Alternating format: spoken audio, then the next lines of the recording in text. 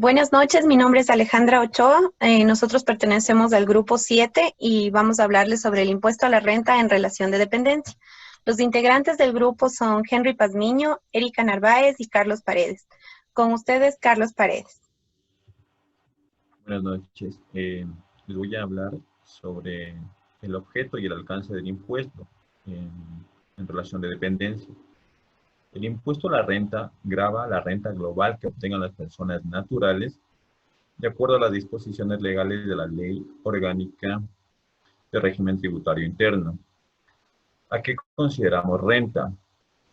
Los ingresos provenientes de fuente ecuatoriana obtenidos a título gratuito o a título oneroso, provenientes del trabajo, del capital o de ambas fuentes. Y la segunda es ingresos del exterior generados por personas domiciliadas en el país. En cuanto a los sujetos de la obligación tributaria, que los veremos en la siguiente lámina, los sujetos de la obligación tributaria son dos, el sujeto activo y el sujeto pasivo. El sujeto activo representado por el SRI, el Servicio de Rentas Internas, y el sujeto pasivo son las personas naturales, ecuatorianas o extranjeras domiciliadas en el país. La relación de dependencia. La relación de dependencia no es más que el contrato individual de trabajo o un convenio en virtud del cual una persona se compromete contra o varias a prestar sus servicios lícitos y personales bajo su dependencia y por una remuneración fija. Vamos a hablar también de la base imponible. La base imponible son los ingresos en relación de dependencia constituidos por ingresos ordinarios y extraordinarios. Para sacar la base imponible del impuesto, la fórmula es los ingresos gravables menos las deducciones. Entre los ingresos gravables tenemos las remuneraciones, sueldos o salarios que percibe el trabajador, asimismo comisiones, bonificaciones o gratificaciones, horas suplementarias o extraordinarias, subsidios, gastos de representación, vacaciones, utilidades. Dentro del rubro de ingresos también hay un grupo de ingresos, pero exentos, que no tendrían que estar dentro de la base imponible para el cálculo, que son los décimos, el 13º, 14º, gastos de viaje, hospedaje, alimentación y fondos de reserva. Las deducciones, dentro de las deducciones estarían el aporte personal al IES, de tercera edad, discapacitados, y gastos personales. Dentro de los gastos personales están los gastos de salud, vivienda, alimentación, vestimenta, educación. De estos gastos les va a hablar mi compañera Erika Narváez. Buenas noches. Yo les voy a hablar sobre los gastos personales. La deducción de los gastos personales no podrán deducirse más del 50% del total del ingreso gravados por el contribuyente. En ningún caso será mayor equivalente a 1.3 veces de la fracción básica desgravada del impuesto a la renta de personas naturales. También el de sus cónyuges e hijos menores de edad con discapacidad que no perciban ingresos gravados y que dependan del contribuyente. Personas de la tercera edad o personas con enfermedades catastróficas, del total de sus ingresos se deberá deducir en 2 veces la fracción básica desgravada y los gastos personales conforme a la disposición de la Ley de Régimen Tributario Interno. Siguiente. Los gastos personales, los montos máximos que se puede deducir son, por ejemplo, vivienda, 0.325 veces. En vivienda incluyen los gastos que vienen a ser los intereses del préstamo, hipotecarios con una entidad financiera, gastos en remodelación, ampliación o mantenimiento, también puede ser deducible los servicios básicos y alicuotas. En educación incluye gastos de arte y cultura. También puede ser deducible las matrículas, pensiones, derechos de grado, útiles escolares, uniformes, transporte, pintura, danzas y entre otras. En alimentación, igual tenemos los gastos por la compra de alimentos preparados y pensiones alimenticias. Vamos por la vestimenta. La vestimenta son prendas de vestir y pañales, no pueden incluir joyas ni perfumes, nada de eso. En salud. En salud podemos deducir los gastos honorarios de médicos, pagos en hospitales, laboratorios y clínicas, seguros médicos, medicinas, prótesis, lentes, etc. Siguiente. La proyección de gastos personales. Los contribuyentes deberán presentar a su empleador un documento impreso, su proyección de gastos personales susceptibles de deducción para efectos del cálculo del impuesto a la renta para el ejercicio económico.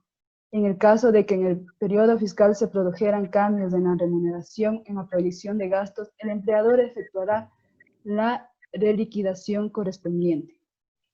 En el mes de octubre, el empleado está obligado a presentar un nuevo documento de gastos personales, el mismo que puede variar de haber cambios en ingresos o gastos. Cuando se trabaje para 2 o más empleadores, se reportará con el empleador que perciba más ingresos y será este el que realice la retención correspondiente, considerando la totalidad de ingresos, así como las deducciones por aportes al IES y sus gastos proyectados. A continuación les va a hablar mi compañero Henry Pazmiño. Para la presentación de la declaración y anexos, debemos tener en cuenta que las personas naturales y las sucesiones indivisas tienen un plazo para la declaración y este será de acuerdo al 9º dígito del RUC, del declarante, cédula de identidad o pasaporte, según el caso. Es decir, si el 9º dígito de cédula o RUC es 1, será como plazo máximo el 10 de marzo. Si el 9º dígito es 2, el 12. Si el 9º dígito es 3, el 14 de marzo. Y así sucesivamente hasta llegar al 0. Como plazo máximo el 28 de marzo. En la estructura para el cálculo del impuesto a la renta, tenemos el total de ingresos y también las deducciones. En los ingresos son los sueldos y salarios, sobresueldos, comisiones, bonos, horas suplementarias, entre otros. También la participación en utilidades. Posterior a esto, debemos deducir lo que es el aporte personal al IR, la rebaja por tercera edad, la rebaja por discapacidad, y también podemos deducirnos los gastos personales. Y también podemos aumentar o sumar lo que es el impuesto asumido por el empleador. En la tabla del impuesto a la renta, consta de 4 columnas, de lo cual consta de la fracción básica, el exceso, fracción al impuesto a la fracción básica y el impuesto porcentual a la fracción excedente.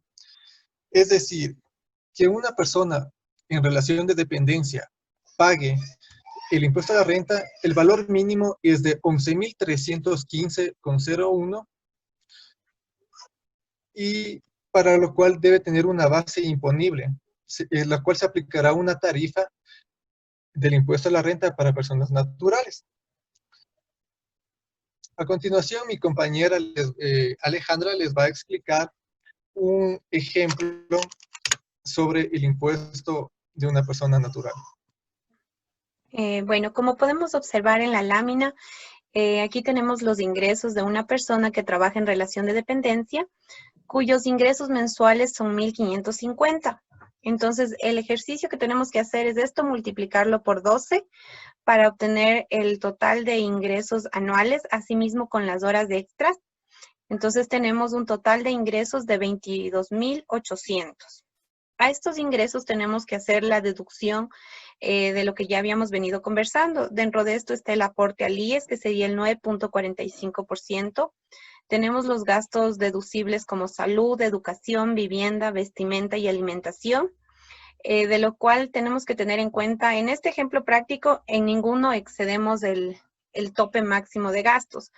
Pero si fuera otro el caso, tendríamos que ir analizando que no puede exceder primero el 50% de los ingresos de la persona y por otro lado los límites para cada gasto deducible.